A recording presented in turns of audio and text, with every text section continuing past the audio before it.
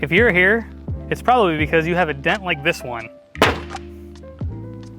All right, let's talk about paintless dent repair. You just got a dent in a parking lot or wherever, and you noticed you have some dents. Now, in order to get a quote for paintless dent repair, you can do one of three things. You can either send pictures to me, to my cell phone on my website, that you can get a rough estimate from. You can come by the shop and get an accurate estimate, or you can take a video and send it to my email, which is what this video is going to demonstrate. Now, these two pieces of tape are just so our cameras can focus on the two dents right here. And you'll see in my example video how exactly I need you to record the damage so that you can send it to me so I can give you a proper estimate. It's really important to not do this in direct sunlight. The sun, there's a thing called light pollution, and the sun can absolutely take away from like the damage that you can need to see. Try to stay away from being too close. If you're too close to the damage, I won't be able to see it. And those are pretty much the two real rule of thumbs that I like to tell people when they send me videos of their damage. So without further ado, here's my example video of what to send to my email. And then after that, I can give you a more accurate estimate.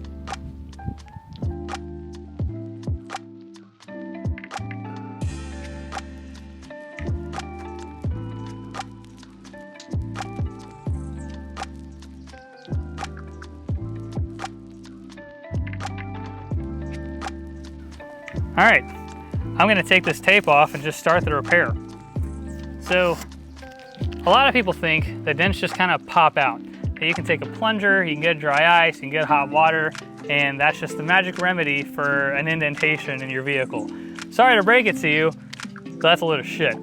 So, I have this Super Suction 9000. Honestly, like, this thing's ridiculous. I'm sure you saw it on the umbrella earlier. And I'm gonna put it right here, and I'm gonna,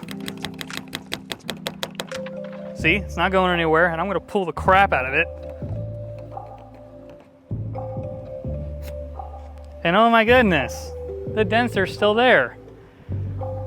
Why is that? That's because in order to properly execute paintless dent repair, you need to have a series of rods, knockdowns, and glue pulling tools and techniques in order to manipulate the metal back to its original form. See, high-strength steel, and especially aluminum, only have, well, aluminum doesn't have any memory, but high-strength steel and steel itself do not have the best memory overall. They know the general vicinity of where they were at, but I mean, you can suction cup the meat out of a dent, but you're still gonna have a ton of distortion and ripples. So that's when you take a tool like this. This is I believe a 36-inch rod from Dentcraft, and you have a tip at the end of it, and you're gonna go inward, behind the damage, and start pushing. And with the help, I'm gonna set this right here, with the help of my handy dandy line board, I can see the details that I need to see in the dent in order to repair it. But all in all, with paintless dent repair, you are only removing this much metal at a time. And it's not even this much metal. It's the contact of whatever contact this surface has on there, which is typically, I don't know, like the very corner of your thumbnail. That's how much metal is moving at a time typically. So dents don't just pop out.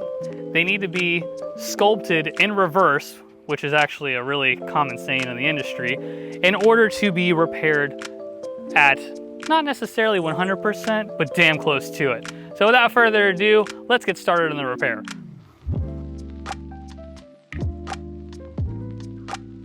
So we have different methods at repairing dents. The first method, as I explained before, is pushing against the backside of the dent with a PDR rod.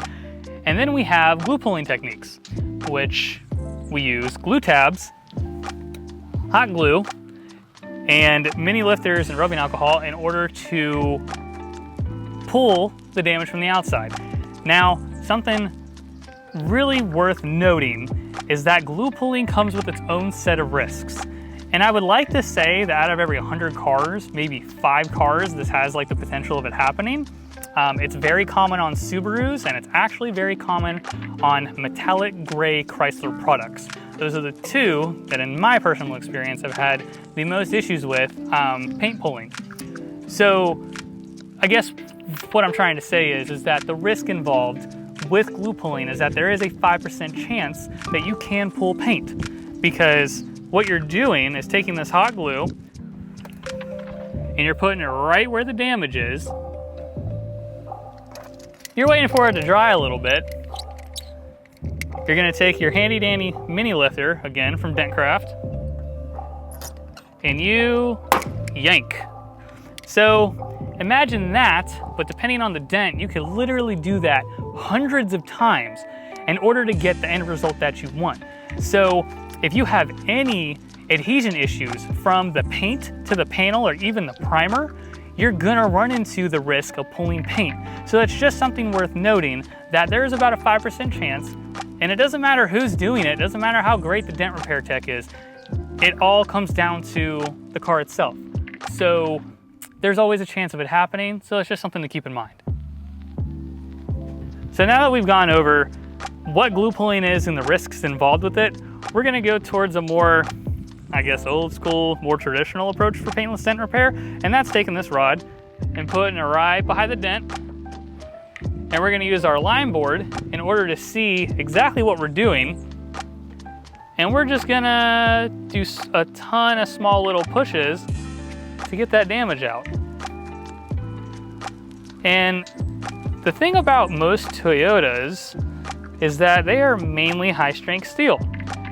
And what is high-strength steel, you ask? Well, it's steel, but high strength. To my knowledge, to my understanding, what they do is they temper the steel to make it harder than normal steel. Kind of like how you would a sword back in the day. That's just my understanding. There could be more to it, and I could just be wrong, but that is my understanding of it. So, as you can see, we're just doing a bunch of little small pushes, and most of this dent is already gone. But we're at a point now where the lines are only showing us so much from this angle, so we're gonna cross-check and put the line, well, not back necessarily, but we're gonna put the lines over here a little bit in order to see a little more detail, and just continue pushing until this angle is perfect. And we keep doing that from multiple angles in order to get the end result that we want. So as you can see, there's no way, shape, or form is any of this small damage just popping out. This is still taking a ton of effort, a ton of shoulder muscles, a ton of forearm muscles, and a ton of hand muscles in order to sculpt. We're pretty much golden, but I'm gonna check the natural reflection, and then I'm gonna check the lines again. I'm gonna cross-check again.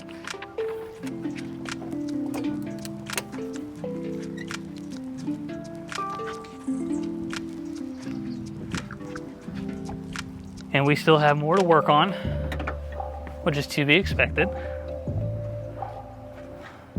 But yeah, in those videos online where they talk about, you know, just popping dents out, they don't talk about cross-checking. They just look at that one angle from 50 feet away and are like, oh my goodness, who needs body shops? The dent is out, my God. But as we know now, that's not true.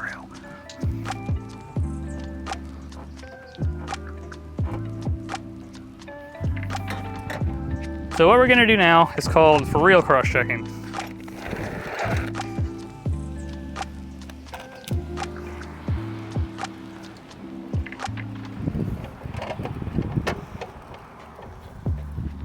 Where we put our line board over here.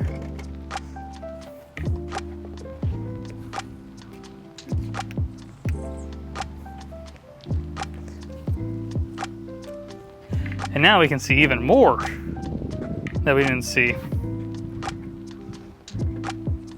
But we're gonna switch out our rods.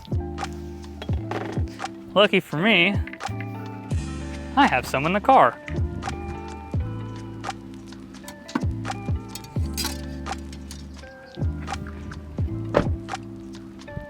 We're gonna go with some PDR finesse rods. We're gonna see if we can get in there without it being too much of a task.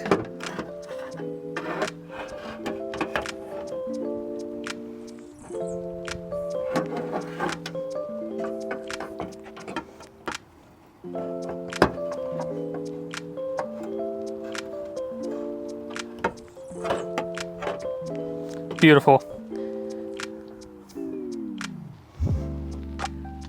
So I'm sure you've noticed this hammer. And then I said something about knocking down earlier and tap downs. So one thing with paintless dent repair that you'll notice is that a lot of us, every single one of us, PDR techs anyway, we do knocking down. That's what knocking down is. So what's all the noise about? Do I take out the dent by putting in more dents? No. So when you're pushing on dents, and especially when you're glue pulling, something you're left with is a high spot. And the high spot needs to be tapped down in order to relieve the stress on the metal and the paint. Because if you don't do that, well, you have a pretty bad looking repair. So knocking down is pretty much just that. You're knocking down little micro high spots, or even big high spots, which are called crowns, in the metal in order to get, you know, a great repair. So that's what I'll be doing right now.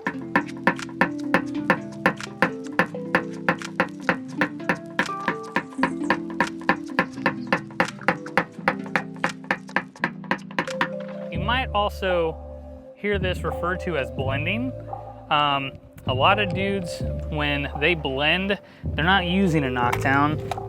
They're just using their hammer and a knockdown tip. I really like one of the VIP tips. I don't know exactly which tip that is.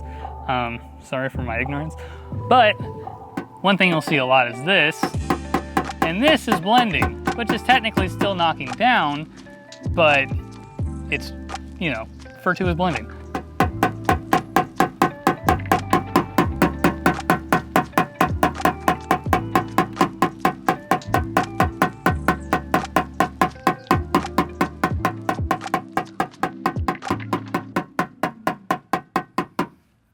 So after doing that, there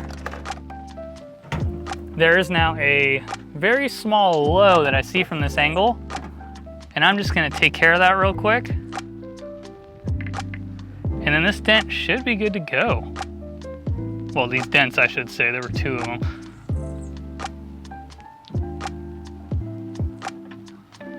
But this is the importance of cross-checking, because even when I got down to this angle, like from this angle where the lines are reflecting this certain way, I was able to see more lows and more of the dent that I didn't see before, which is why cross-checking is so freaking important. Now that we have the dents removed, there are a couple things I want to go over. And these come from the experience of being in the business. I get contacted by a lot of people and they have dents about this size, about, you know, the size of the dents that were there, and they get real surprised at the price. And they're like, these are small dents. It should only take X amount of time. Why is it so much? Well, we just happen to be in a great area where there was great access that we could get behind these dents and take care of them in a pretty reasonable amount of time. But price is typically based off of size, depth, and location. And every one of those things are a huge contributing factor to how much a dent is going to cost. Because if this dent, like the little dents that were right here, if they were on a different panel where there was a brace, the price would have gone up. If they were on an aluminum panel rather than a high-strength steel panel like this one, it would have gone up. The fact that it was on a high-strength steel panel means that these dents would have cost more than just being on a steel panel. There are many variables to consider when it comes to pricing out a dent and how much effort is going to go into it. So if you contact somebody, and please keep in mind that you're contacting a dent repair guy because they do dent repair and you don't. So like, they should know what they're talking about. You know what I mean? We're not trying to get one over on you. We just do this day in and day out, so we understand how much effort it takes to do it day in and day out. So that's just something I'd like to say as far as pricing goes, and that's pretty much the key takeaway from most of what I'm saying right now. So yeah, thanks.